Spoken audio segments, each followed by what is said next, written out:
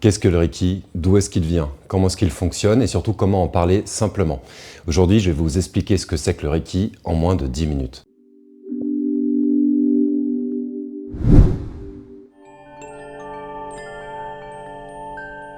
Donc soyez les bienvenus, cette vidéo est en réponse aux nombreuses questions que l'on reçoit sur comment expliquer facilement et rapidement le Reiki. C'est une dimension très vaste qui a des origines multiples et dont le fonctionnement est assez mystérieux. On va donc dans cette vidéo résumer très rapidement ce que c'est que le Reiki afin que vous puissiez comprendre facilement ce que c'est et si vous êtes déjà professionnel du Reiki, que vous puissiez en parler simplement. Et pour aller plus loin, je vous propose de télécharger un PDF que nous vous offrons à l'école de Reiki intégrative qu'on a réalisé en équipe, en interne. Ce PDF résume l'ensemble des éléments à connaître pour savoir ce que c'est que le Reiki. Ce PDF est offert et vous pouvez le télécharger sous la vidéo ou en cliquant juste ici. Alors, qu'est-ce que c'est que le Reiki? Reiki est composé de deux kanji.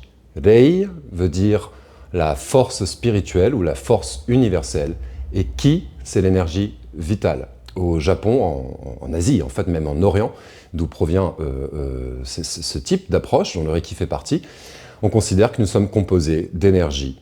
Et il y a différents types d'énergie. Parmi eux, il y a le Reiki.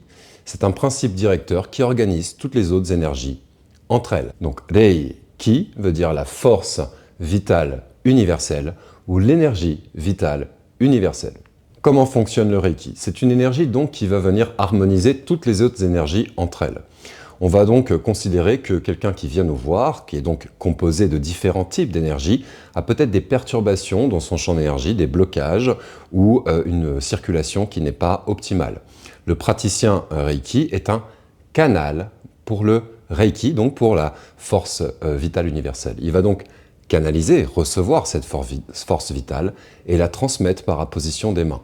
En donnant du Reiki au bénéficiaire qui est venu chercher une séance de Reiki, l'énergie Reiki va pouvoir harmoniser toutes les autres énergies entre elles et ainsi favoriser un mieux-être optimal. Le Reiki fait partie des approches dites holistiques qui considèrent donc l'être dans sa globalité. Corps, émotion, pensée. Quand quelqu'un vient nous voir, il va exprimer, donc dans une séance de Reiki, il va exprimer sa problématique, les difficultés qu'il rencontre en ce moment. Et nous allons toujours agir de la même manière par apposition des mains, afin que l'énergie vitale universelle puisse aider le bénéficiaire à retrouver un meilleur équilibre. Si son problème en énergie a des conséquences physiques, des problèmes de santé, nous allons donner du Reiki afin d'aider à rétablir une meilleure circulation d'énergie. Si son problème est émotionnel, c'est exactement pareil. C'est un problème en énergie, puisque dans le Reiki, on considère que tout est énergie. Donc en cas de problème émotionnel ou relationnel, on va également donner du Reiki afin de favoriser une meilleure circulation. C'est un problème plus d'ordre métaphysique. Vous savez, les questions que se pose l'être humain sur le sens de la vie, sur trouver sa place dans la vie, c'est la même chose pour un énergéticien. On considère que c'est un problème en énergie. Nous allons donc également fournir du Reiki afin d'aider le bénéficiaire à retrouver un meilleur équilibre. Le Reiki est donc une approche dite holistique où l'on prend en considération l'ensemble de l'être. Et nous donnons l'énergie dont le bénéficiaire a besoin afin de retrouver un meilleur équilibre par lui-même. La pratique du Reiki a des effets très profonds qui marchent sur toutes les dimensions, tous les problèmes que l'on peut rencontrer. C'est un travail qui est très long terme. Pour cette raison très précise, parce que les résultats du Reiki ont des effets à court, moyen, mais surtout long terme, on considère donc que c'est une approche complémentaire à la médecine moderne, la médecine allopathique. Le Reiki ne remplace pas les traitements médicaux, mais le Reiki vient en complément pour favoriser un terrain général à un mieux-être global. Combien de séances de Reiki sont nécessaires? C'est aussi une question qui nous est posée très souvent. C'est pour cette raison que nous vous offrons un PDF gratuit pour que vous puissiez en savoir plus sur le fonctionnement du Reiki. Il faut revenir aux bases quand on se pose des questions comme ça. Nous ne sommes pas des guérisseurs, nous ne sommes pas des gourous qui allons prédire une guérison immédiate, mais les principes que je viens de vous exposer vous sont détaillés encore plus dans un PDF que nous vous offrons, que vous pouvez télécharger en cliquant dans le lien sous la vidéo. Dans ce PDF, vous comprendrez mieux le Reiki, mais allons-y comme ça, entre nous maintenant.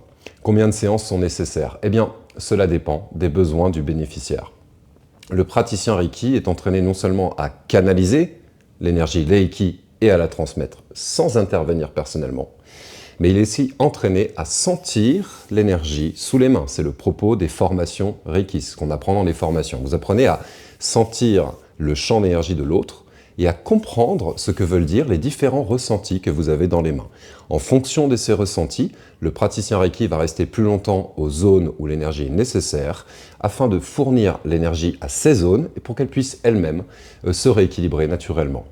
En général, on a tendance à considérer qu'un protocole de 4 séances de Reiki le plus rapproché possible, on les étale au maximum sur un mois, pourront permettre aux bénéficiaires des séances de Reiki d'avoir l'énergie dont il a besoin pour amorcer un rééquilibrage. Dans le cas où la problématique est plus importante, on fera une adaptation du nombre de séances en fonction des ressentis dans les mains et des retours du bénéficiaire.